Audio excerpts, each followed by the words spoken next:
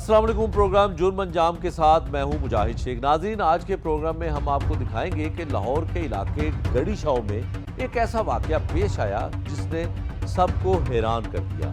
डकैती का रंग देने वाली बीवी खुद अपने ही शोहर की कातिल निकली। रात के अंधेरे में शोहर को सर में गोली मारकर कत्ल करने वाला कोई और नहीं बल्कि मकतूल की बीवी का आशना था। पहले मरने वाले को नींद की गोलियां पिलाई गई, फिर उसे कत्ल करने के लिए डकैती की वारदात का ड्रामा रचाया गया। मुलजिमा ने कहा कि उसके साथ बहुत बड़ा जुल्म हुआ है। उसके शोहर को गोली मारकर कत्ल कर दिया गया, उसका जेवर और पैसा सब लूट लिया गया और उसे ज्यादती का निशाना भी बनाया गया। ये वाकया ना सिर्फ एक खानदानी सानिया है बल्कि पुलिस की तफ्तीश और माशरती एतमाद पर भी बड़ा सवालिया निशान है।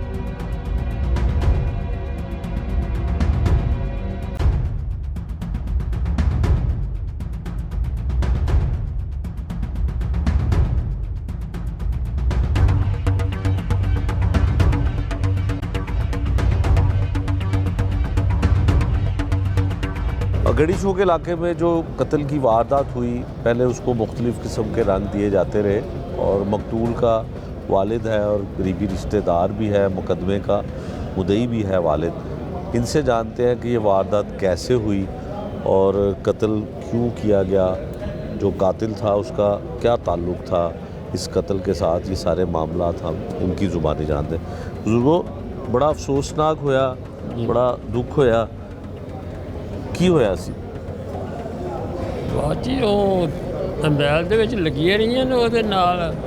ਸਾਨੂੰ ਨਹੀਂ ਪਤਾ ਵੀ ਕਿ ਕਿਹਨੂੰ ਭੈਣਾਂ 6 ਭੈਣਾਂ ਨੇ, ਕਿਹਨੂੰ ਕਰਦੀ ਕਿਹਨੂੰ ਨਹੀਂ ਕਰਦੀ ਹੈਗੀ। ਉਹ 6 ਮਹੀਨੇ 6 ਸਾਲ ਹੋ ਗਏ ਸ਼ਾਦੀ ਹੋਈ ਨੂੰ ਹੋਏ ਨੇ। ਇੱਕ ਬੇਟੀ ਹੈ ਤੇ ਇੱਕ ਬੇਟਾ ਹੈ। ਅੱਛਾ। 2 ਸਾਲ ਦਾ 2 ਸਾਲ ਦਾ ਬੇਟਾ ਹੈ, 3 ਸਾਢੇ 3 ਸਾਲ ਦੀ ਬੇਟੀ ਹੈਗੀ ਹੈ।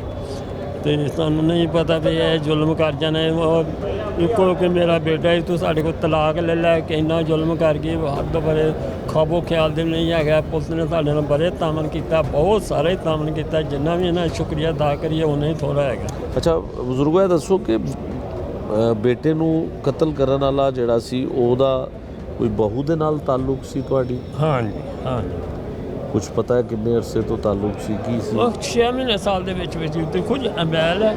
ਇਹਦੇ ਤਾਂ ਅਸੀਂ ਕਿ ਆਪਣੀ ਮਾਂ ਨੂੰ ਕਰਦੀ ਹੈ, ਆਪਣੀ ਭੈਣ ਨੂੰ ਕਰਦੀ, 6 ਭੈਣਾਂ ਨੇ ਉਹਨਾਂ ਨੂੰ ਕਰਦੀ ਹੈ, ਜਾਂ 100 ਤਰ੍ਹਾਂ ਹੁੰਦੇ ਰਿਸ਼ਤੇਦਾਰ ਨੈਟ 'ਤੇ ਕਰਦੇ ਨੇ, ਮੈਸੇਜ ਭੇਜ ਜਿਹੜੀ ਹੈ। ਅਸੀਂ ਮਤਲਬ ਸ਼ਰੀਫ ਬੰਦੇ ਹੈਗਾ, ਸਾਨੂੰ ਮਾਲੂਮਾਤ ਨਹੀਂ ਹੈਗਾ। ਸਾਨੂੰ ਇਹ ਸਪਣੀ ਬਣ ਕੇ ਤਾਂ ਸਾਡੇ ਬੇਟੇ ਨੂੰ ਲੈ ਜਾ ਵੀ ਚਲੋ ਤਲਾਕ ਲੈ ਜਾ, ਅਸੀਂ ਤੈਨੂੰ ਹੱਥ ਜੋੜ ਕੇ ਤਲਾਕ ਦੇ ਦਈਏ, ਤੂੰ ਮੇਰਾ ਘਰ ਲੁੱਟ ਕੇ ਲੈ ਜਾ।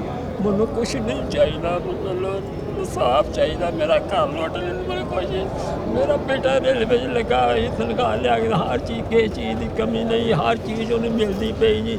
ਤੂੰ ਤਲਾਕ ਲੈ ਲਾ, ਚਲੋ ਮੇਰੇ ਬੇਟਾ ਮੈਂ ਉਹਦੇ ਸਿਰ ਦੇ ਉੱਤੇ ਹੈਗਾ। ਇੱਕ ਬੇਟੇ ਨੇ ਮੇਰੇ 4 ਸਾਲੇ ਫੌਤ ਦੇ ਗੁੱਟਦੇ ਦਾ ਮਸਲਾ ਹੈਗਾ ਜੀ, ਉਹਨਾਂ ਨੂੰ ਪਿਆਰਾ ਹੋ ਗਿਆ। 5ਵੇਂ ਨਾਲ ਹੀ ਇਹ ਬੇਟਾ ਮੇਰਾ, ਜੇ ਮੇਰੇ ਕੋਲ ਅੱਲਾਹ ਤੋਂ ਇਲਾਵਾ ਦੁਨੀਆ ਹੀ ਮੇਰੀ ਉਜੜ ਗਈ, ਮੇਰੇ ਕੋਲ ਕੁਛ ਵੀ ਨਹੀਂ ਰਹਿ ਗਿਆ।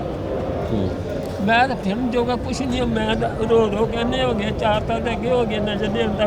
ਹੁਣ ਮੈਂ ਕਬਰਸਤਾਨ ਜਾਂਦਾ, ਉਹ ਬੇਟਿਆ ਛੋਟੇ ਦੋਵੇਂ ਆਵਾਜ਼ ਦਿੰਦੇ, ਉਹਨੇ ਕਿਹਾ ਦੋਵੇਂ ਆਵਾਜ਼ ਕਿੱਥੋਂ ਆਵਾਜ਼ ਆਉਣੀ ਹੈ? ਮੇਰੇ ਬੇਟੇ ਦੀ ਨਹੀਂ ਆਵਾਜ਼ ਆਉਂਦੀ, ਕਿਤੇ ਨਹੀਂ ਆਵਾਜ਼ ਆ ਰਹੀ। ਮੈਂ ਕਹਿੰਦਾ ਮੈਨੂੰ ਇਨਸਾਫ ਚਾਹੀਦਾ। ਮੈਨੂੰ ਜਿਸ ਤਰ੍ਹਾਂ ਮੇਰੇ ਬੇਟੇ ਨੂੰ ਮਾਰਿਆ, ਇਹਨਾਂ ਨੂੰ ਇਨਸਾਫ, ਇਹਨਾਂ ਨੂੰ ਫਾਂਸੀ ਦਿੱਤੀ ਜਾਣ, ਹਰ ਕਿਸਮ ਦੇ ਫਾਂਸੀ ਇਹਨਾਂ ਨੂੰ ਦਿੱਤੀ ਜਾਏ। ਮੈਂ ਫਿਰ ਬੇਟੇ ਮੇਰੇ ਦੇ ਨਹੀਂ ਆਉਣਾ, ਇਹਨਾਂ ਨੂੰ ਮੈਨੂੰ ਫਾਂਸੀ ਇਹਨਾਂ ਨੂੰ ਹੋਣੀ ਚਾਹੀਦੀ ਹੈ। ਮੈਂ ਹੱਥ ਜੋੜਨਾ ਹਰ ਇੱਕ ਦਾ ਗਿਆ ਸੀ, ਉਹਨਾਂ ਨੂੰ ਮੈਨੂੰ ਇਨਸਾਫ ਚਾਹੀਦਾ। ਮੇਰਾ ਬੇਟਾ ਬੇਗੁਨਾਹ ਮਾਰੇ ਗਿਆ, ਮਾਸੂਮ ਬੇਟਾ ਹੀ ਮੇਰਾ, 29-30 ਸਾਲ ਦਾ ਮੇਰਾ ਬੇਟਾ ਜੀ। ਲੱਕ ਮਾਰ ਦਿੱਤਾ, ਇੰਨਾ ਸ਼ਰੀਫ ਬੰਦਾ ਹੀ। ਮਹੱਲੇ ਵਾਲੇ ਕਹਿੰਦੇ ਰਹੋ ਮੈਂ ਪਾਕਿਸਤਾਨ ਪੂਰੇ ਜਿਹਾ ਬੱਚਾ ਨਹੀਂ ਦੇਖਿਆ, ਸਿੱਧਾ ਜਾਣਾ, ਸਿੱਧਾ ਕੰਮ 'ਤੇ ਹੋਣਾ। ਸਿੱਧਾ ਘਰ ਜਾ ਕੇ ਬਹਿ ਜਾਂਦੇ ਕਦੇ ਫਾਲਤੂ ਕਿਸੇ ਨਾਲ ਗੱਲ ਨਹੀਂ ਕੀਤੀ ਨਾ ਮਾਂ ਨਾਲ ਨਾ ਪਿਓ ਨਾਲ ਨਾ ਕਿਸੇ ਨਾਲ ਨਹੀਂ ਉਹਨੇ ਮਤਲਬ ਮਾਲੇ ਜਾ ਕੇ ਮਾਲਾ ਤੇਰਾ ਇੰਨਾ ਰੋਂਦਾ 400 ਘਰ ਤੋਂ ਹੱਥ ਮਾਰਦੇ ਯਾਰ ਕੀ ਬੇਟੇ ਨੇ ਜ਼ੁਲਮ ਕੀਤਾ ਇਹਨੇ ਤਲਾਕ ਲੈ ਲੈਂਦੀ ਘਰ ਲੁੱਟ ਕੇ ਲੈ ਜਾਂਦੀ ਮੇਰਾ ਮੈਨੂੰ ਕੋਈ ਜ਼ਰੂਰ ਚਲੋ ਮੈਨੂੰ ਅੱਲਾ ਹੋਰ ਦੇ ਦਿੰਦਾ ਮੇਰਾ ਬੇਟਾ ਕਮਾਉਂਦਾ ਮੈਂ ਵੀ ਉਹਦੇ ਨਾਲ ਆਸਰਾ ਕਰਦਾ ਤੇ ਚਲੋ ਅੱਲਾ ਦੇ ਦਿੰਦਾ ਮੇਰੇ ਨਾਲ ਬਹੁਤ ਜ਼ੁਲਮ ਹੋਇਆ। ਠੀਕ ਹੈ, ਅੱਛਾ ਇਹ ਦੱਸੋ ਕਿ ਪੁਲਿਸ ਨੇ ਮੁਲਜ਼ਮ ਫੜ ਲਿਆ, ਹਾਂਜੀ ਮੁਲਜ਼ਮ ਨੂੰ ਮਿਲੇ ਹੋ, ਉਹਨੂੰ ਉਹਦੇ ਕੋਲੋਂ ਸੁਣਿਆ ਕਿ ਉਹਨੂੰ ਕੀ ਤਕਲੀਫ ਸੀ ਇਹਨੂੰ ਆਪਣਾ ਜਿਹਨੇ ਕਤਲ ਕੀਤਾ ਤੁਹਾਡੇ ਬੇਟੇ? ਉਹ ਕੰਮ ਦੱਸਿਆ ਮੇਰੇ ਬਹੁਤ ਦੇ ਨਾਲ ਰਲਿਆ ਹੋਇਆ ਜੀ ਉਹ ਤਾਂ ਬਹੁਤ ਨਾਲ ਤਾਂ ਰਲਿਆ ਨਹੀਂ ਮਿਲੇ ਉਹਨੂੰ ਹਿਰਾਸਤ ਦੀ ਜਦੋਂ ਉਹਨੂੰ ਦੇਖਿਆ ਪੁਲਿਸ ਨੇ ਮਿਲਵਾਇਆ ਤੁਹਾਡੇ ਨਾਲ? ਉਹ ਅੱਜ ਗਏ ਆ ਅਸੀਂ ਉੱਥੇ ਆਪਣਾ ਕੈਂਪ ਜੇਲ੍ਹ ਗਏ ਆ ਤੇ ਉਹਨੇ ਬੰਦਾ ਪਛਾਤਾ ਸੀ ਇਹ ਹੈਗਾ। ਅੱਛਾ ਜੱਜ ਬੈਠੇ ਮੈਂ ਇਹ ਹੈਗਾ ਠੀਕ ਹੈ। ਇਹ ਤੁਹਾਡੇ ਕੀ ਲੱਗਦੇ ਨੇ? ਇਹ ਮੇਰੇ ਜਵਾਈ ਹੈਗੇ। ਅੱਛਾ ਮੇਰੀ ਇੱਕ ਬੇਟੀ ਰਹਿ ਗਈ ਮਗਰ ਦੋ ਬੇਟੇ ਉਹਨਾਂ ਬੇਟੀ ਰਹਿ ਗਈ। ਅੱਲਾਹ ਤਾਲਾ ਤੁਹਾਨੂੰ ਸਬਰ ਦੇ।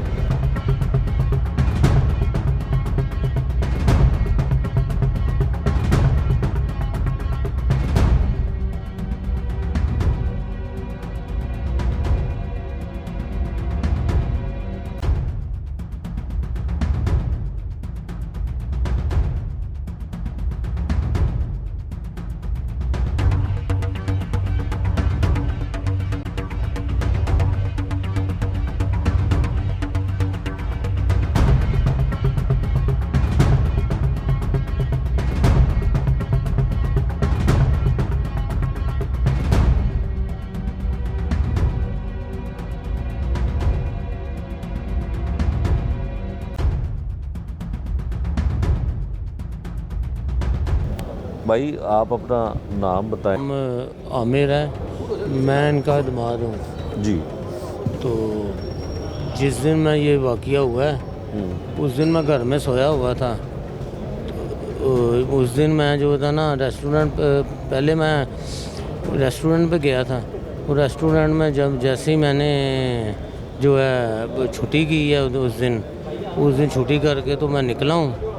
तो मैंने कहा मैं इधर से होके आता हूँ। बसंत भी थी तो मैंने कहा चलें हमारी तरफ तो जो है ना मेरा घर ताजपुर है, बसंत का दिन है तो मैंने कहा इधर बसंत जो है देखते हैं इधर क्या रौनक मेला है। जब मैं आया हूँ जब मैंने देखा है दरवाज़ा खुला हुआ था तो दरवाज़ा खुला है तो मैं सीढ़ियाँ ऊपर चढ़ा हूँ, हल्का सा बंद था दरवाज़ा। जब मैं सीढ़ियाँ चढ़ा हूँ ऊपर तो जब ऊपर गया हूँ ना तो मुझे एक बंदा जो था भागता हुआ नज़र आया है। उसने जब जैसे ही वो आधे रास्ते में उसने मुझे ना एकदम धक्का दिया है। तब मुझे धक्का दे के ना तो वो भाग गया है। मैंने उसको बड़ी अच्छी तरह जो है ना उसको देखा है। जब मैं ऊपर गया हूँ तो ऊपर वो मेरा जो साला था कासिम वो खून में लथपथ था और ये रो रहे थे। फिर उसके बाद फिर जो है ना जो भी हुआ फिर मुझे खुद नहीं याद कि हमारे आपको बता नहीं सकते। बाकी हमारी मरीम वज़ीर आला पंजाब मरीम नवाज़ से गुजारिश है कि जो मकतूल है उसके 2 छोटे छोटे बच्चे हैं और ये ज़ईफ़ माँ बाप हैं तो जो इनको जो है अदालतों के आगे जो है ना ये पेश नहीं हो सकते। इसलिए कोई ऐसा रास्ता निकाल के हमें फौरी तौर पे जो है ना इनसे इंसाफ दिलाया जाए।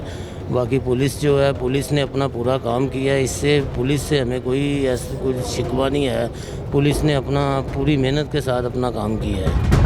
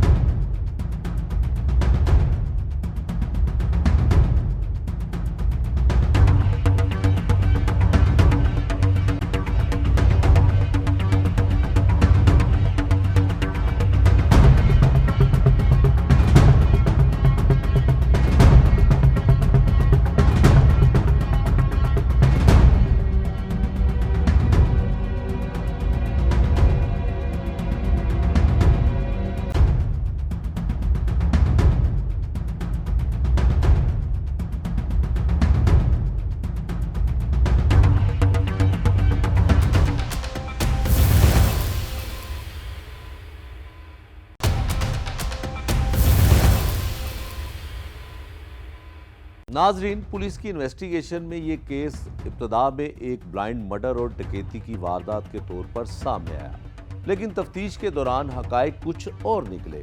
पुलिस ने शवाहिद इकट्ठे किए और जायब हुआ का मुआयना किया और बयानात की रोशनी में ये हकीकत सामने आई कि ये वारदात डकैती की नहीं बल्कि एक मंसूबाबंद कत्ल था।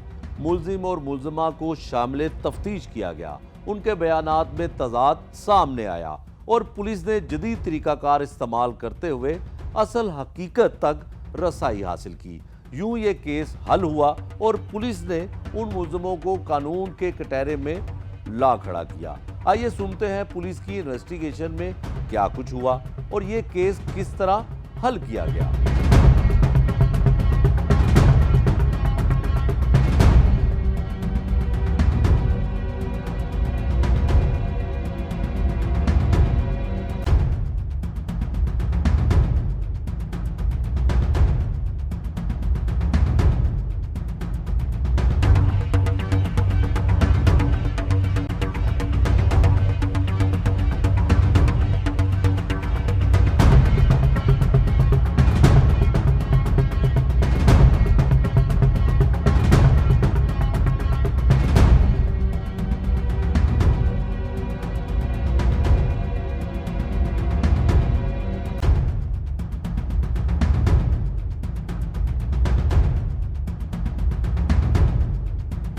बिस्मिल्लाहिर्रहमानिर्रहीम। आपका बहुत अच्छा ये सवाल है।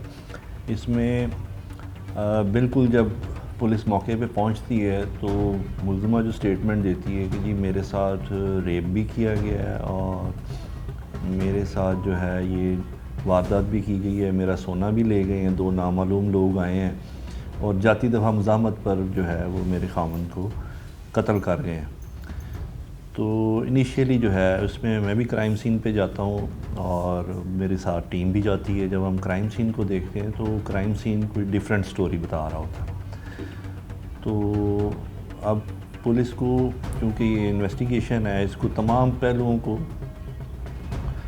जो है मद्देनज़र रखना होता है। हो सकता है कि कंप्लेनेंट जो है वो ठीक दुरुस्त बात कर रहा हो और तमाम पहलुओं को मद्देनज़र रखते हुए, लेकिन जब हमने क्राइम सीन को देखा तो उसमें हमने एक चीज़ नोट की कि जो मर्डर हुआ था उसका जो फायर था वो मकतूल के सर में से होता हुआ तकिए में लगा हुआ था, जिसका मकसद वाज़े तौर पर ये नज़र आ रहा था कि इसको सोते में कत्ल किया गया है, जबकि ये स्टेटमेंट दे रही थी कि इसने मज़ामत की है और उसके बाद जो है इसको कत्ल किया गया। तो ये एक बहुत बड़ा कंट्राडिक्शन थी। इसके अलावा जो क्राइम सीन में उसको कंटेमिनेट किया गया था वो भी वाज़े तौर पर नज़र आ रहा था कि ये क्राइम सीन नेचुरल नहीं है, ये ख़ुद इसको इस तरह क्रिएट किया गया है जिसमें अपनी अलमारी का सामान निकाल कर बाहर फेंका गया है।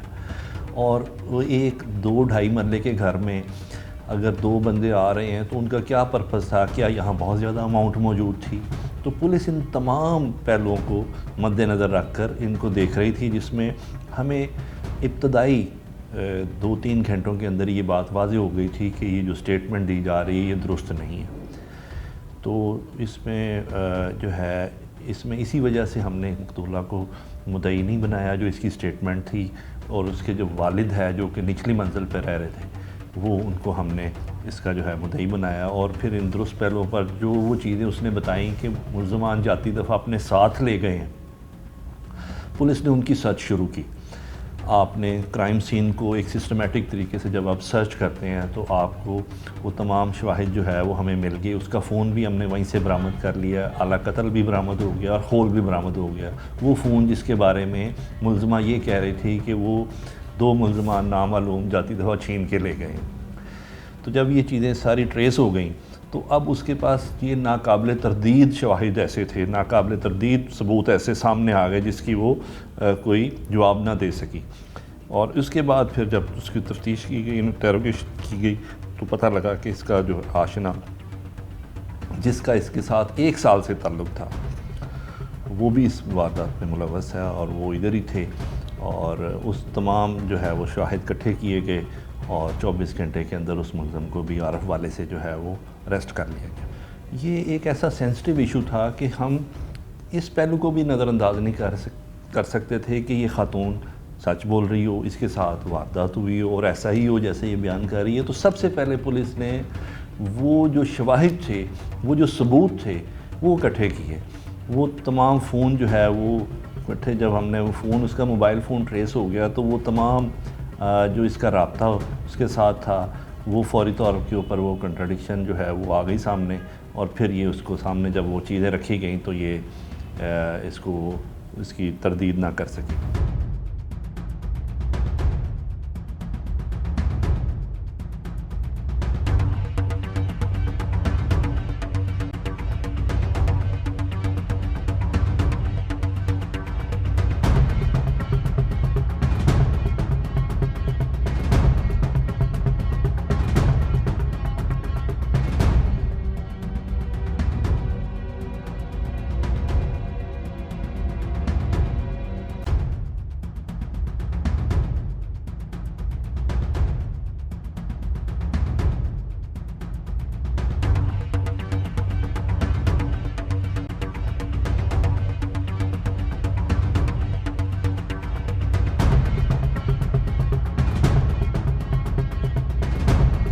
इंचार्ज इन्वेस्टिगेशन सुहेल साहब हैं जी हमारे साथ। इनसे पूछते हैं, इनसे जानते हैं कि ये असल वजह अनाद क्या थी जो मकतूल को किस तरह से कत्ल किया जाता है, और ख़ातून जो है वो आशना के साथ अपने मिल के अपने शोहर को ही कत्ल कर देती है। ये वारदात होती कैसे है? सुहेल साहब, ये बड़ा अफसोसनाक वाक़या पेश आया। उसका जो बूढ़ा बाप है, उसका एक ही बेटा अब रह गया था, सहारा था, अब इसकी एक बेटी है। कत्ल की वारदात की वजह क्या है? तफ्तीश में क्या चीज़ें सामने आई? बहुत ही ना जी, रुमेहा, इसका कुछ साल सवा साल पहले ज़हीर अब्बास नामी शख्स के साथ मोबाइल फ़ोन के ज़रिए, व्हाट्सएप ग्रुप के ज़रिए रब्ता हो गया था। ठीक है। वो फ़िज़िकल रिलेशन में चले गए थे। फ़िज़िकल रिलेशन में जाने के बाद ये काफ़ी अरसे से ज़हीर उसको ये इंसिस्ट कर रहा था कि आप मुझसे शादी कर लें। ठीक है। ख़ातून भी उसको कह रही थी कि हम आपस में शादी कर लेते हैं। तो शादी करने में पहले उसको ज़हीर ने कहा कि जी आप तलाक़ ले लें, अपने खामन से तलाक़ लेके मेरे साथ आ जाएं, हम शादी कर लेते हैं। उस खातून ने कहा कि जी मैंने तलाक़ नहीं लेनी, मेरी एक बहन ऑलरेडी तलाक़ याफ्ता है, अगर मैं भी तलाक़ ले लूँगी तो मेरे बाप पे बड़ा ही बुरा इम्पेक्ट पड़ेगा, तो हम ऐसा करते हैं, हम इसको कत्ल कर देते हैं। ठीक। तो इस तरह उन्होंने प्लानिंग की कत्ल करने की। 5-6 महीने से ये प्लानिंग कर रहे थे कत्ल करने की। फिर उन्होंने प्लान ये बनाया कि उसको नींद की गोलियाँ दे के सुला देते हैं, जब ये सो जाएगा तो आशना साहब घर आ जाएंगे। घर आके वारदात हम ऐसे सीन करेंगे कि डाकू आए थे, डाकू ने आके हमारे साथ कोशिश की है, वारदात की है, वारदात करके इसको हम डकैती और मर्डर का सीन बना देंगे पुलिस को गुमराह करने के लिए। वो ऐसे ही उन्होंने किया। उसने वारदात वाले दिन वारदात हुई है जो कत्ल का, वो 6 सितंबर को अर्ली जब बसंत शुरू हुई थी तो उसमें 1:15 बजे के करीब उसने मर्डर किया। तो दोपहर के टाइम ये गई है बाहर उसको मिलने, उसने उसको गोलियां नींद की और पिस्टल दिया। पिस्टल ये ज़हीर का अपना पिस्टल था। पिस्टल लेके ये घर आ गई है। घर आके इसने उसको नींद की गोलियां उसको चाय में डाल के दी हैं। वो चाय में डाल के दी तो वो सो गई है। और बंदा जो था कासिम नामी मकतूल, वो सो गया। जब उसने चेक किया अच्छी तरीके से ये सो गया, फिर उसने आशना को बुलाया। ये आशना आके उन्होंने पूरा ड्रामा पुलिस को गुमराह करने के लिए वारदात का किया। अपना मोबाइल, अपना जेवर उसको दे दिया और दे के जो पिस्टल था वो सारा पिस्टल के बाद इन दोनों ने उसको सोए हुए बंदे को उसके सर में गोली मार के उसको कत्ल कर दिया। इसमें टोटल सुहेल साहब 2 मुलजिम है, एक जो उसका आशना था और उसकी मकतूल की बीवी। जी बिल्कुल, इसमें 2 मुलजिम हैं और वो दोनों गिरफ्तार हैं हमारे पास। ठीक है। तो बीवी जो थी उसके बच्चे भी थे, शोहर से 2 बच्चे गालबन थे। जी उसके 2 बच्चे थे, एक बेटी है उसकी 3 साल की और एक बेटा 2 साल का। माइनर बच्चे हैं, लेकिन बस उसको तरस नहीं आया इस पर। सुहेल साहब, जब भी ऐसे केस होते हैं तो जब मुलज़मा इस तरह का कोई काम करती है, ख़ातून ख़ासकर जब मुलज़मा बनती है तो वो बड़ी पशेमानी होती है, बड़ी नदामत होती है।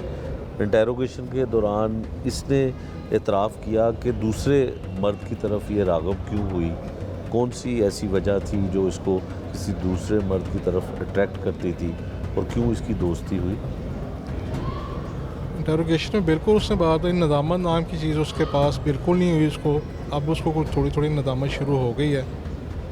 फैमिली में इसको थोड़ी सी, जिसके घर वाले इसको बाहर जाने पे मना करते थे कि आपके बच्चे हैं, अपने बच्चों का ख्याल करें, बस इस वजह से वो आज़ादी चाहती थी कि मैं बाहर घूमूं फिरूं। तो इस पाबंदी की वजह से उसका जो दूसरा लड़का था उसने उसको थोड़ा सा स्पेस दिया, राब्ते शुरू हो गए, व्हाट्सएप पे मोबाइल पे इनकी चैटिंग होनी है, बाहर ही अक्सर मिलने से घर से ये माँ के बहाने चली जाती थी कि मैं माँ के घर जा रही हूँ, और वहाँ से ही अपने आशना के साथ बाहर मिलना जुलना शुरू हो गया था। तो ये सिर्फ मोटिव था कि जो उसकी तरफ वो राग़िब हुई थी, वो बिल्कुल शादी करना चाहते थे, लेकिन तरीक़ाकार उन्होंने गलत अपनाया था उसका। ठीक है सुहेल साहब, इसमें जो आला कत्ल भी आपने बरामद कर लिया, इंटेरोगेशन भी मुकम्मल हो गई, कानून के मुताबिक और प्रोसिक्यूशन की मदद से क्या सज़ा दोनों मुलज़मान को मिल सकेगी? और दोनों जो हैं शरीके जुर्म है, 109 में तो नहीं आएगी खातून, वो भी मौके पे मौजूद थी? दोनों मौके पे मौजूद थे, दोनों ने मिल के सारी वारदात की, और इंशाल्लाह हमारी तो पूरी कोशिश है कि प्रोसिक्यूशन के साथ मिल के इनको मैक्सिमम सज़ाएँ मौत दिलवाई जाएंगी, क्योंकि उन्होंने बहुत जुल्म किया। हमारी तो पूरी कोशिश है, हम अपनी इन्वेस्टिगेशन, प्रॉपर इन्वेस्टिगेशन के ज़रिए हम इसका चलान प्रॉपर इसको सेंड टू कोर्ट करें, प्रॉपर इसकी कोर्ट के ज़रिए इनको सज़ा दिलवाई जाए। सुहेल साहब, ब्लाइंड मर्डर था, और पहले जिस तरह आपने बताया कि वो जेवर ले गया और नकदी जो कुछ भी था सामान, तो इनिशियल तो यही लगता है कि मकतूल की बीवी अगर ये कह रही है उसकी बेवा कि वो लुट गए और वो गोली मार के तो मुलज़मान चले गए, तो पहला जो शुबा होता है, जो शक की बुनियाद होती है, वो क्या थी इसमें आपके नज़दीक? इसमें शक की बुनियाद तो एक तो ख़ातून का रवैया था कि जिसका खामन कत्ल हो गया तो उसका बिहेवियर बहुत डिफरेंट था। मतलब उसको बिल्कुल टेंशन नहीं थी कि मेरा खामन कत्ल हो गया। उसका जो जिस तरह रूटीन हमारे माशरे में कि अगर किसी का घर का साईं कत्ल हो जाए तो जो रवैया होना चाहिए नॉर्मल ख़वातीन का, वो उसका रवैया नहीं था। और उसके अलावा जो क्राइम सीन जिस तरह हमें वो बता रही थी, डिक्टेट कर रही थी कि ऐसे ऐसे ऐसे हुआ, उसमें भी काफ़ी शक व शुबाब था, क्योंकि जो क्राइम सीन था वो डिफरेंट स्टोरी बता रहा था, और जो ख़ातून हमें बता रही थी वो डिफरेंट स्टोरी थी, जिसकी वजह से हमें सारा शक व शुबा पैदा हुए। और जो शक व शुबा बाकी में जब हमने उसको गिरफ़्तार किया तो वो फिर हमारे यकीन में बदल गए कि इंटरोगेशन में ख़ातून ने खुद ही सारा काम करवाया।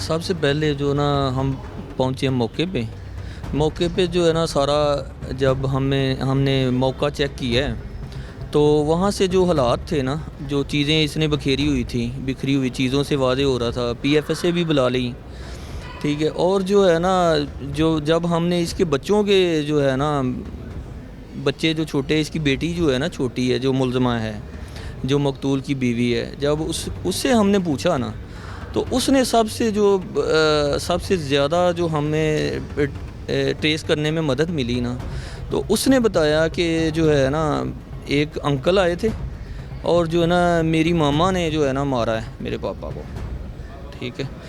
लड़ाई हुई थी और पापा ने खून की उल्टियाँ की हैं, ठीक है। इस वजह से जो सबसे जो है ना मूवमेंट थी ना ट्रेस करने के लिए, वो सबसे जो है ना इसमें मदद मिली हमें। इस वजह से जो है ना हमें इस पे शक था।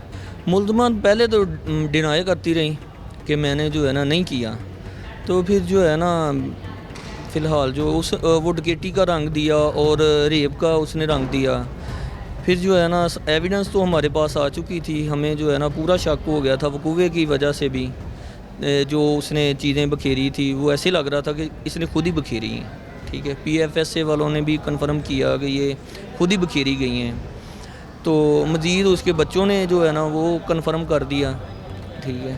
तो फिर आगे चल के जो है ना आहिस्ता आहिस्ता जब इंटेरोगेशन इससे हुई तो फिर इसने जो है ना बताया कि मैंने ही जो किया है सारा कुछ।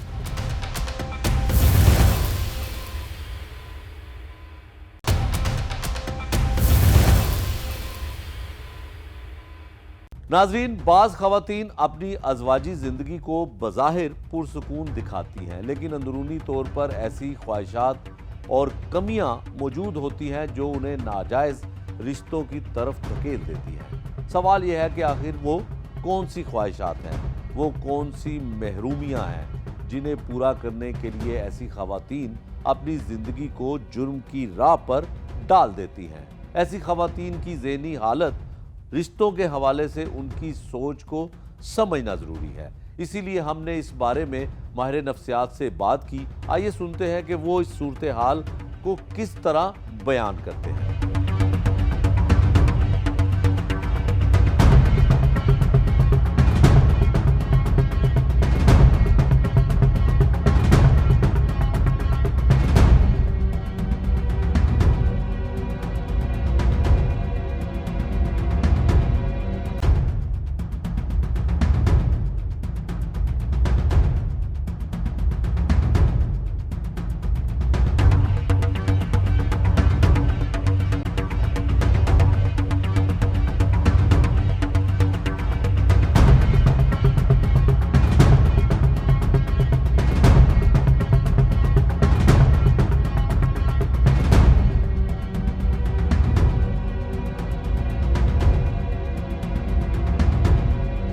अक्सर जगहों पे अगर मैं मतलब एज अ फ़ीमेल बात करूँ तो अक्सर जगहों पे हम कहते हैं कि चलो औरत बेचारी होगी और मर्द उस पर जुल्म करता होगा और उसकी वजह से उसने उसको कत्ल कर दिया और अपने आशना के साथ फ़रार का कोई एक तरीका ढूंढा।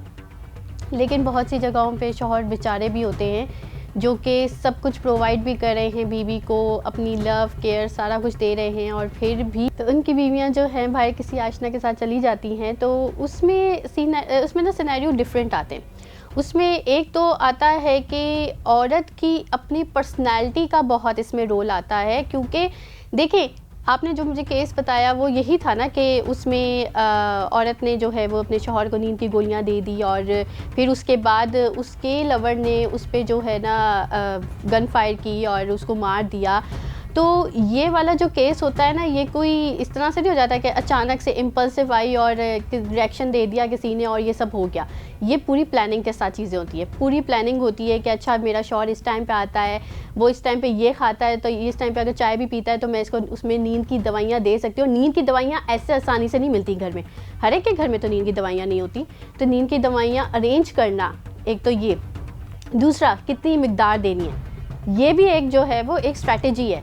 हर एक को नहीं पता होता, कोई एक भी अगर नींद की दवाई खा रहा है उसको असर नहीं आता, दो खाता है क्योंकि डॉक्टर ने प्रिस्क्राइब की होती है नींद की दवाइयाँ, ऐसे नहीं खाई जाती।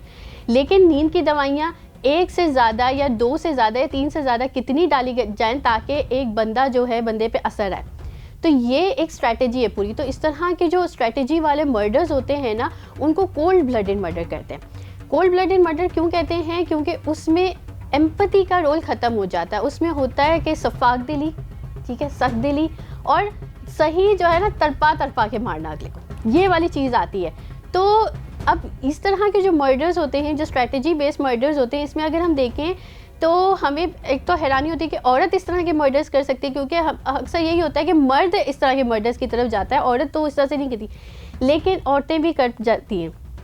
और औरतें कैसे करती हैं? बहुत सी ऐसी औरतें होती हैं जो बचपन से कुछ ना इनसिक्योरिटीज़ का शिकार होती हैं। बहुत सी औरतें बचपन में उनको अपने माँ बाप की तरफ से उस तरह का प्यार नहीं मिला होता, अपने माँ बाप की तरफ से उस तरह की अटेंशन नहीं मिली होती, तो वो क्या करती हैं, वो ये सब गेन करने के लिए दूसरे को मार देती हैं। और उसमें तरीका बहुत उस तरह का होता है। अब जैसे फॉर एग्जांपल आपकी शादी हुई है, शादीशुदा ज़िंदगी में हमें लगता है कि अगर किसी की शादीशुदा ज़िंदगी वो बहुत परफेक्ट ज़िंदगी है, बट परफेक्ट ज़िंदगी नहीं होती शादीशुदा ज़िंदगी, उसमें भी बहुत सारे मसाइल आ रहे होते हैं उस शादीशुदा ज़िंदगी में। अब यहाँ पे अगर आप देखें कि अगर हम कहेंगे बीवी क्यों इस तरह से कर रही है, क्योंकि शौहर तो उसको सब कुछ दे रहा है, प्यार भी दे रहा है, लव दे रहा है, टेंशन दे रहा है और उसकी बात भी सुनता है और पूरा वो घर पे ध्यान भी दे रहा है, फाइनेंशियल नीड्स भी पूरी कर रहा है, तो एक तरह से हम कह सकते हैं कि इमोशनल नीड्स नहीं पूरी होनी। लेकिन अगर उसकी इमोशनल नीड्स भी पूरी हो रही हैं तो कुछ औरतें ऐसी होती हैं जो जिनको होती है बचपन से एक ना वो खालीपन होता है उनके अंदर, वो कहती हैं कि मुझे, तो लड़कियों को जो अटेंशन चाहिए होती है, अब उनको अपने पेरेंट्स से जब अटेंशन नहीं मिलती, अपने सिबलिंग्स का इतना रोल नहीं होता, रोल होता है ज़्यादा पेरेंट्स का, क्योंकि आपके जो दो मेन प्राइमरी जो जब अभी बच्चा एक दुनिया में आता है उसके दो मेन प्राइमरी जो केयर गिवर्स होते हैं वो पेरेंट्स होते हैं। तो पेरेंट्स का ज़्यादा रोल होता है as compare to siblings. Siblings का भी आता है लेकिन वो सेकेंडरी आता है, मेन जो प्राइमरी है वो पेरेंट्स का आता है। तो जब पेरेंट्स की तरफ से प्रॉपर अटेंशन नहीं मिलती, प्रॉपर वैलिडेशन नहीं मिलती, प्रॉपर जो है उस तरह से अटैचमेंट फिगर नहीं बन पाते पेरेंट्स, तो फिर वहाँ से जो है ना औरत की पर्सनैलिटी डेवलप होना शुरू हो जाती है। फिर जब औरत की पर्सनैलिटी डेवलप होती है तो वहाँ पे फिर इश्यूज़ आते हैं। फिर अब शादी हो गई उसकी औरत की, अब शादी हो गई ना, अब ऐसी औरतें क्या कहती हैं कि मेरी शादी हो गई है, अब मेरा जो शौहर है ना वो मुझे ठीक है अटेंशन भी दे रहा है, मेरी उसके साथ अटैचमेंट भी हो रही है, अंडरस्टैंडिंग भी है, सब कुछ है, लेकिन कुछ न्यू नहीं है। जैसे कहते हैं ना कुछ थ्रिलिंग होना, लाइफ में कुछ थ्रिल होना। बहुत से आपको लोग मिलेंगे जो कहेंगे कि लाइफ में कुछ थ्रिल होना चाहिए, कुछ मज़ा होना चाहिए, कुछ एडवेंचर होना चाहिए, ये सब कुछ तो बोरिंग होता जा रहा है। तो इसी तरह से इस तरह की लड़कियां भी ये सोचती हैं कि लाइफ बोरिंग हो गई है। मतलब एक ही बंदा है, वो सेट, उसको पता है, प्रेडिक्टेबल है कि इसने अब मुझे ये अटेंशन देनी है, मैं इसको नखरे दिखाऊंगी, ये मेरी बात भी सुनेगा, ये मैं नाराज़ भी होंगी तो ये मुझे बनाएगा भी, मुझे एक प्रॉपर देनी है। वहाँ से उसकी बोरियत होना स्टार्ट होगी। अब उसकी लाइफ में अनफॉर्चुनेटली कोई इस तरह से कोई पर्सन आ जाता है, तो वो जो पर्सन आता है ना न्यू आने वाला, वो उधर थ्रिल है, एडवेंचर है, थ्रिल सीकिंग बिहेवियर आ रहा है। तो यहाँ पे फिर वो उस तरफ उसकी अटेंशन डाइवर्ट हो जाती है, और जब अटेंशन उधर डाइवर्ट होगी तो फिर इवेंचुअली यहाँ से जो एक अटेंशन है, एक जो चीज़ है वो जाना शुरू हो जाएगी। अब किसी न्यू पर्सन, अब कोई न्यू पर्सन आता है ना लाइफ में, मतलब कोई ऐसा पर्सन आता है जो कि आपको पता है आप मैरिड हो, लेकिन आपके पास एक कोई पर्सन आया है। अब आजकल तो आप देखो सोशल मीडिया पे तो बहुत कॉमन हो गया है, व्हाट्सएप ने अब जो है प्राइवेसी वो लॉक लगा दिया है कि आप लॉक लगा के अपनी चैट्स को जो है वो प्राइवेट कर सकते हो। तो इस तरह तक की भी जो अब एक इजाज़त मिलना स्टार्ट हो गई है। तो लोग तो अब अनफॉर्चुनेटली ईज़िली जो है, चाहे मेल्स हों चाहे फीमेल्स हो, ईज़िली अब अपोजिट जेंडर के लोगों के साथ ताल्लुकात बना के बैठे हुए हैं। और वो ताल्लुकात सिर्फ फ्रेंडशिप की हद तक नहीं रहता, वो फिर आगे बढ़ जाता है।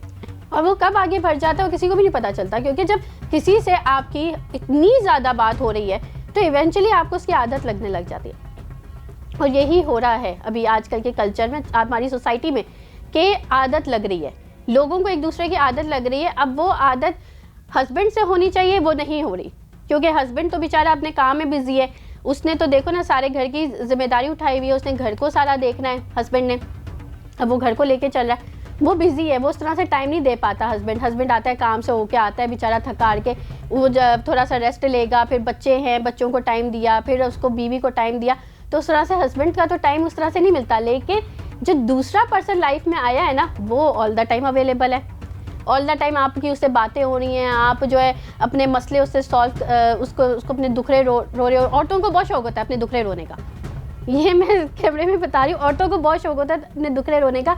और इस तरह के जो आते हैं मर्द, वो तो फ़ायदा ढूंढ रहे होते हैं, तो वो क्या करते हैं, वो सबसे ज़्यादा अच्छा बनते हैं। आपने देखा होगा इस तरह के जो मर्द होते हैं जो किसी को अफेयर के झांसे में डाल रहे होते हैं, वो सबसे ज़्यादा अच्छा बन रहे होते हैं, मीठा बन रहे होते हैं अगले के सामने। तो वो वही चीज़ कर रहे होते हैं, वो कहते हैं हाँ तुम्हारे साथ गलत हुआ है। अब वो वहाँ से ब्रेन वॉशिंग स्टार्ट हो रही है, तुम्हारे साथ गलत हुआ है, तुम्हारा शौहर तुम्हें बिल्कुल टाइम नहीं देता, मैं होता ना, मैं तो तुम्हें बहुत टाइम देता, मैं तो अपनी बीवी को बिल्कुल भी कभी ऐसे ना छोड़ूँ। इस तरह की बातें स्टार्ट हो जाती हैं। जब एक बात बार बार होने लग जाती है ना, तो इंसानी दिमाग उसको हकीकत जानने लग जाता है, ये रियलिटी है। अब एक बात वो बार बार सुन रही है कि मेरा शौहर मुझे टाइम नहीं दे रहा, मेरा शौहर मेरे साथ ये कर रहा है। अगर शौहर ने ज़रा सा मूड ख़राब हुआ, उसमें कुछ कह दिया, तो आ गया कि शौहर मेरा बहुत टॉक्सिक है, वो मेरे साथ बहुत बुरा सलूक कर रहा है। अब उसके माइंड में ये चीज़ें चलना स्टार्ट हो गई हैं। इसमें ये देखा जाता है कि जो मैं अपने क्लाइंट्स को भी कहती हूँ कि आप देखें पैटर्न। अब देखिए समटाइम्स ऐसा भी होता है ना कि एक इंसानी ज़िंदगी है, समटाइम्स ऐसा होता है कि टाइम नहीं होता शौहर के पास। कभी कभी महीने में कुछ टाइम ऐसा आ जाता है कि जब उसका जो कारोबार है या जॉब है वो इतनी मुश्किल टाइम पीरियड से गुजर रही होती है कि उसके पास टाइम नहीं होता वो अपनी करियर लाइफ को देखे। क्योंकि मेल्स के माइंड में ये होता है कि मैंने प्रोवाइड करना है, मैंने अपनी फैमिली को प्रोवाइड करना है। तो मेल्स को ये हमेशा ये चीज़ होती है कि मैं कोई ना कोई असबाब ढूंढूं कि जिसके थ्रू मैं प्रोवाइड कर सकूं। अब उसमें वो हो सकता है बिजी हो जाए, टाइम ना दे सके, अटेंशन प्रॉपर ना दे सके, लेकिन यहाँ पे पैटर्न देखना होता है। एक्चुअल में पैटर्न देखना होता है कि क्या वो ऑल द वे पूरा साल ही ऐसा है, या फिर कभी कभी कुछ मंथ्स ऐसे हो जाते हैं कि जिसमें वो प्रॉपर अटेंशन नहीं दे पाता, लेकिन इवेंचुअली बीच में थोड़ा सा टाइम निकलता है तो वो अटेंशन भी देता है, आपको घुमाने भी ले जाता है, आपको प्रॉपर आपकी जो है ना सारी नीड्स को भी फुलफिल कर रहा है, और उस दौरान भी जब वो आपको टाइम नहीं दे पा रहा कि अब आपकी नीड्स को फुलफिल कर रहा है कि नहीं कर रहा, ये देखना बहुत ज़रूरी है। तो अगर ऐसा पर्सन आपकी लाइफ में है जो आपकी नीड्स को भी फुलफिल नहीं कर रहा, आपको अटेंशन भी नहीं दे रहा, आपकी कोई ज़रूरियात भी नहीं देख रहा, बस वो अपने काम से जो है वो लगाव रख रहा है, तो ऐसे पर्सन के साथ आप हो क्यों? लेकिन अब इसमें ये बात है ना कि कत्ल करके जाना वो भी तो गलत है, तो किसी रॉन्ग वे में जाओ और 2 गलत काम करो, इससे बेहतर है कि डिवोर्स ले लो, सेपरेशन ले लो और अपने और तौर पे जो है वो चीज़ें लेके चलो। लेकिन इसमें ये कहीं भी नहीं है कि आप किसी गैर मर्द के साथ बात करो, उसके साथ अफेयर चलाओ और उस अफेयर को इतना बढ़ा दो कि आप जो है ना अपने शौहर को ही कत्ल कर दो, और कभी कभी तो कुछ बच्चों को भी अपने मार देती हैं सिर्फ इसलिए कि ना मैंने तो भाई अपने आशना के साथ जो है वो जाना है और ये रुकावट बन रहा है मेरी ज़िंदगी में। तो इतनी सफाक हो जाती है कुछ, क्योंकि उनकी जो रैशनल थिंकिंग है ना, जो सही और गलत सोचना, रैशनल कहते हैं सही और गलत सोचने वाली जो सोच होती है वो ख़त्म होने लग जाती है। जब इंसान अपने इमोशंस में, इंसान के ऊपर जब इमोशंस उसके हावी हो जाते हैं ना, तो उसकी सही और गलत वाली जो थिंकिंग है ना, सोच, वो पहले ही डाउन हो जाती है। अगर बीवी इस तरह से बदतमीज़ी कर रही है और बदसलूकी से पेश आ रही है, तो इसमें आता है कि प्रॉपर कम्युनिकेट किया जाए, इस चीज़ को कम्युनिकेट किया जाए, प्रॉपर कम्युनिकेशन की जाए, आमने सामने बैठ के पूछा जाए कि अच्छा क्या इशू है।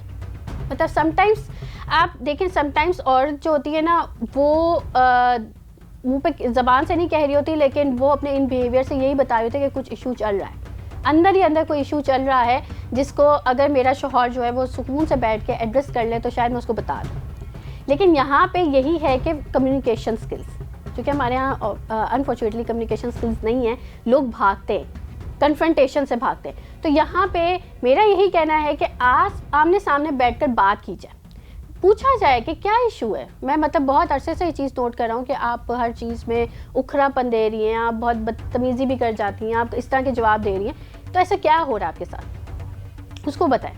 और अगर वो नहीं बताती और तब भी बदतमीज़ी के साथ पेश आती है, तो देखिए अलग घर वाली चीज़ डिफरेंट होती है। अलग घर अगर एक बेबी को चाहिए ना, तो वो तो फिर ससुराल वालों की बात करेगी। वो औरत जो है ना, उस औरत के दिल में आपकी कोई जगह नहीं है, और वो औरत जो है ना, या तो वो किसी और तरफ चली गई है, या तो उसने अपना ध्यान कहीं और लगा लिया, लेकिन उसका ध्यान आपकी तरफ नहीं रहा। उनके लिए मैसेज ये है कि प्लीज़ प्लीज़ प्लीज़, अगर कोई इस तरह का पर्सन, एक अव्वल तो ना आपको किसी को ऐसे किसी जो मेल है या बॉय है या जो भी है, इनसे बात करने की ज़रूरत नहीं है अगर आप मैरिड हैं। और अगर आप बात कर भी रही हैं तो प्लीज़ अपनी बाउंड्रीज़ को सामने रखें और उसके थ्रू बात करें, लेकिन प्लीज़ इस तरह से अपने घर को तबाह नहीं करें। और अगर कोई आपको कहता है ना कि आपके शौहर में ये मसले, तो प्लीज़ उसको ज़रा कान खोल कर और अक्ल के साथ जो है ना देखें। वो मसले ज़रूरी नहीं कि वो एक्चुअल में मसले हों, वो आपको जो है ना गलत चीज़ों पर जो है ना राग़िब करने की कोशिशें होती हैं। तो प्लीज़ अपने आप को जो है ना अकल से अपने आप को अपना ख्याल रखें। और अगर आपको ऐसा लगता है कि कोई मुश्किल पेश आ रही है आपकी ज़िंदगी में, तो फिर हमारे पास प्रोफेशनल क्लिनिकल साइकोलॉजिस्ट हैं, आप उनकी मदद लें और उनके पास आएँ, काउंसलिंग करवाएं अपनी। लेकिन आप इस तरह के जो है ना जो ये ख़तरनाक इक़दामात हैं वो ना करें।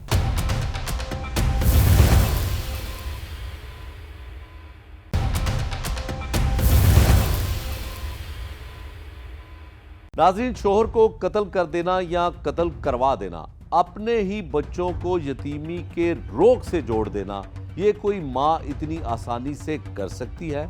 ऐसा करने के लिए उसे रिश्तों से मुंह मोड़ना पड़ता है। और ये सवाल सिर्फ कानून का नहीं बल्कि माशरती और मजहबी इक़्तिदार का भी है। हमारी सोसाइटी के लोग मजहब और दीन के लिहाज से ऐसी ख़वातीन के बारे में क्या राय रखते हैं, ये जानना ज़रूरी है ताकि हम समझ सकें कि मुआशरा ऐसे जराइम को किस नज़र से देखता है। आइए सुनते हैं आवाम और मजहबी नुक्ता नज़र से इस बारे में क्या कहा जा रहा है।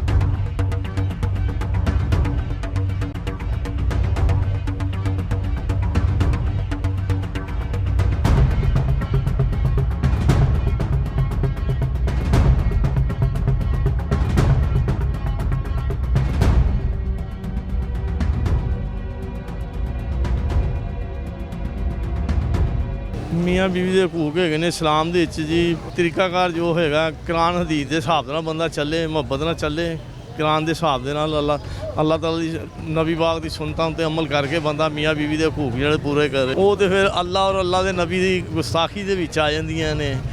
ਅੱਲਾਹ ਦਾ ਰਸੂਲ ਤਾਂ ਨਹੀਂ ਫਰਮਾਉਂਦਾ, ਅੱਲਾਹ ਦਾ ਰਸੂਲ ਕਹਿੰਦਾ ਹੈ ਕੁਰਾਨ ਦੀ ਦੇ ਵਿੱਚ ਹੀ ਹੈਗਾ ਕਿ ਆਪਣੀ ਇੱਜ਼ਤ ਉਦੋਂ ਜਿਹੜੀ ਆਪਣੀ ਇੱਜ਼ਤ ਦੀ ਹਿਫਾਜ਼ਤ ਕਰੇ ਘਰ ਦੇ ਵਿੱਚ, ਮਰਦ ਕੰਮ 'ਤੇ ਜਾਏ ਤੇ ਆਪਣੀ ਇੱਜ਼ਤ ਦੀ ਹਿਫਾਜ਼ਤ ਕਰੇ ਤੇ ਇੱਜ਼ਤ ਨੂੰ ਆਪਣੀ ਪਮਾਲ ਨਾ ਕਰੇ। ਜਿਹੜੀਆਂ ਇਹੋ ਜਿਹੀਆਂ ਔਰਤਾਂ ਕਰਦੀਆਂ ਉਹ ਤੇ ਫਿਰ ਅੱਲਾ ਹੀ ਉਹਨਾਂ ਨੂੰ ਨੇਕੀ ਹਦਾਇਤ ਦੇਵੇ ਤੇ ਫਿਰ ਉਹ ਬੰਦੇ ਦੇ ਕਾਬਿਲ ਨਹੀਂ ਹੁੰਦੀਆਂ। ਫਿਰ ਖੁੱਲ੍ਹਾ ਦਾ ਹੁਕਮ ਹੈਗਾ, ਇੱਕ ਤਰੀਕਾਕਾਰ ਹੈਗਾ ਉਹਦਾ ਵੀ। ਅਗਰ ਕੋਈ ਜ਼ਿਆਦਾ ਸਤਾਈ ਜਾਂਦੀ ਹੈ ਤੇ ਅਗਰ ਕੋਈ ਬਣ ਪੈਂਦਾ ਹੈ ਕਿ ਮਤਲਬ ਕਿ ਤੁਸੀਂ ਆਪਣੇ ਸ਼ੋਹਰ ਦੇ ਨਾਲ ਅੱਛੇ ਤਰੀਕੇ ਨਾਲ ਰਹਿਣਾ ਚਾਹੋ, ਸ਼ੋਹਰ ਹੀ ਨਹੀਂ ਅੱਛਾ ਤਰੀਕਾ ਮਤਲਬ ਕਿ ਕਰਦਾ, ਤਰੀਕਾਕਾਰ ਹੀ ਨਹੀਂ ਅੱਛਾ ਕਰਦਾ, ਤੇ ਫਿਰ ਤੇ ਕੁਲਾ ਲੈਣ ਦਾ ਹੱਕ ਹੈਗਾ।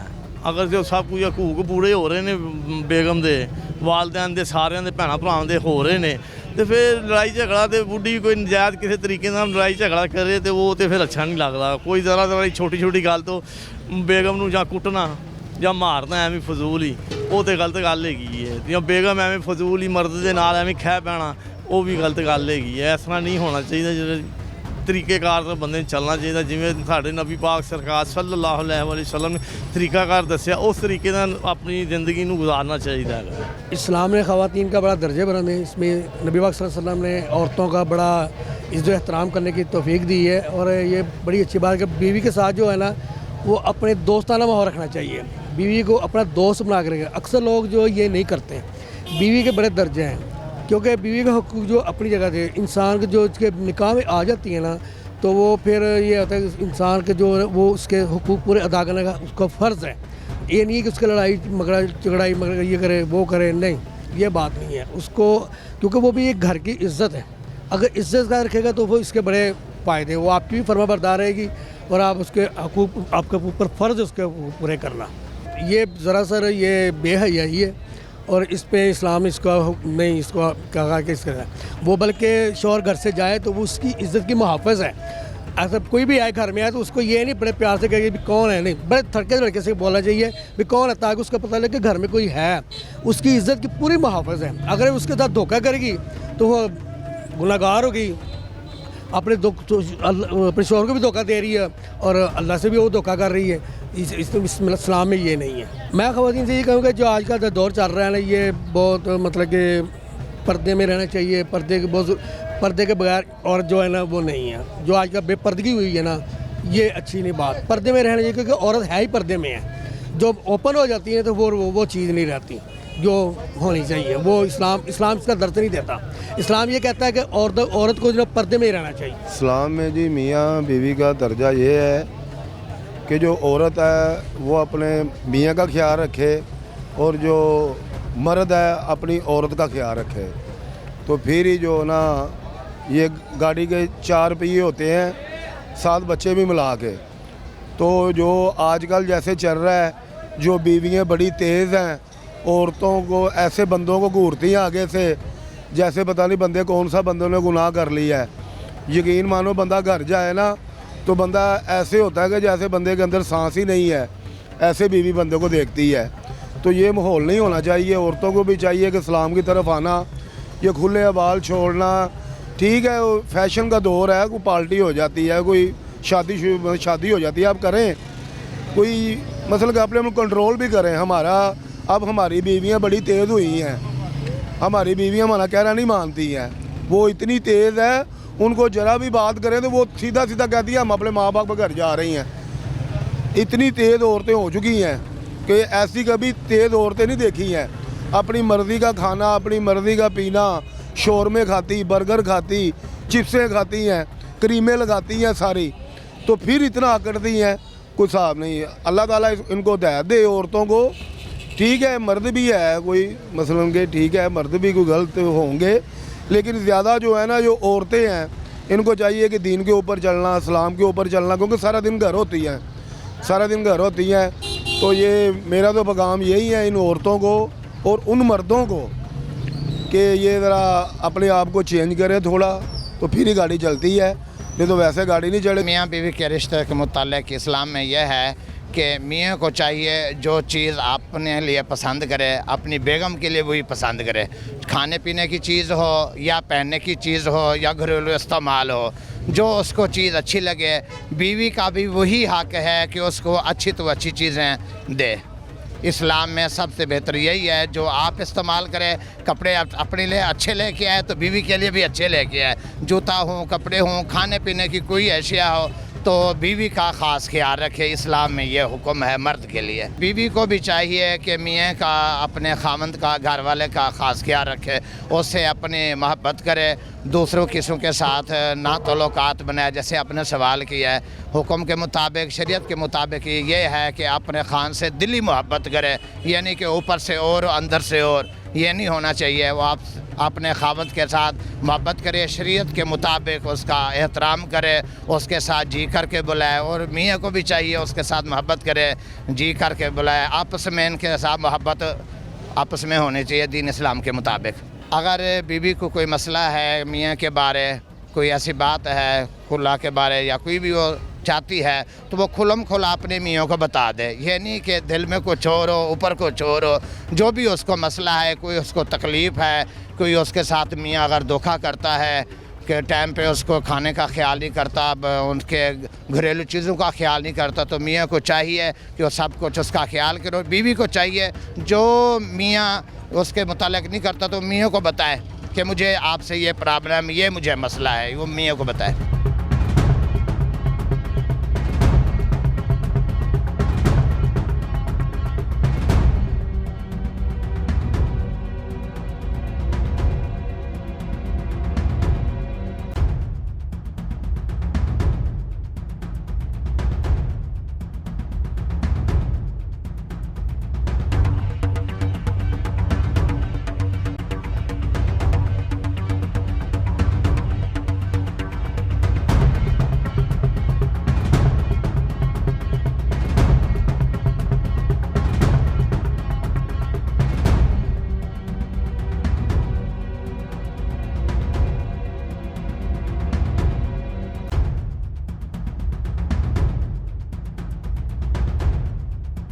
नाजरीन, शोहर को कत्ल कर देना या कत्ल करवा देना, अपने ही बच्चों को यतीमी के रोग से जोड़ देना, ये कोई मामूली जुर्म नहीं है, बल्कि रिश्तों और एतमाद की सबसे बड़ी खयानत है। ऐसी खवातीन जब अपनी ख्वाहिशात के लिए नाजायज रिश्ते कायम करती हैं और फिर अपने ही घर को खून से भर देती हैं, तो ये ना सिर्फ कानून बल्कि माशरती और मजहबी इक़दार पर भी कारी ज़र्ब है। सवाल ये है कि जब माँ अपनी ममता को बुला दे, जब बीवी अपने शोहर को धोखा दे, तो फिर मुआशरा किस बुनियाद पर कायम रह सकता है? क्या ये सिर्फ एक ख़ानदानी सानिया है या हमारे निज़ाम, इंसाफ और समाजी इक़दार की कमज़ोरी का सबूत भी? गुस्सा इस बात पर है कि जुर्म करने वाले एतमाद को तोड़ते हैं, रिश्तों को पामाल करते हैं और फिर मुआशरे के सामने मजलूम बनने की कोशिश करते हैं, जबकि असल मजलूम वो बच्चे हैं जो यतीमी के रोग के साथ जिंदगी गुजारने पर मजबूर हो जाते हैं। रिश्ते जब खून से रंग जाएं तो मुआशरा भी जख्मों से भर जाता है। नाज़रीन, अगर आज हमने अपने मुआशरे को बचाना है तो सिर्फ कानून की गिरफ्त काफ़ी नहीं, बल्कि मज़हब और समाजी इक़दार को भी जिंदा रखना होगा, क्योंकि जब इंसाफ और इक़दार साथ हो तो जुर्म की जड़ें खुद ब खुद कट जाती हैं। ये था आज का जुर्म अंजाम। नए प्रोग्राम तक के लिए मुझे दीजिए इजाज़त। अल्लाह निगहबान।